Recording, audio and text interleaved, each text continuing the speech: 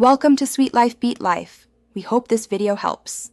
You start by saving any documents and closing Word now, because locked files block removal. Next, open Control Panel or Windows settings and navigate to Programs and Features. Search for Microsoft Office or Word. Make sure to note which Office version you have, 2016, 2019, or Microsoft 365, since removal steps differ slightly. Once you see the listing, select it and prepare to choose Uninstall. This kicks off built-in cleanup.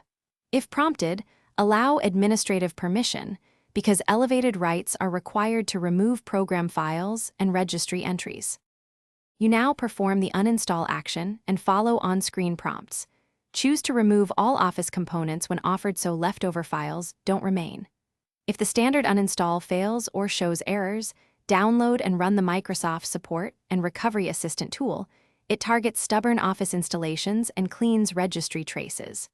During this process, make sure to keep the PC online so the tool can fetch fixes. Once the tool completes, restart the laptop, and then check the programs list again to confirm Word is gone before proceeding to cleanup. You finish by removing leftover folders under Program Files and App Data. Only delete Microsoft Office or Word folders to avoid harming other apps. Once done, run disk cleanup or use storage settings to remove temporary installation files and free space. Thanks for watching. Consider subscribing if we helped you.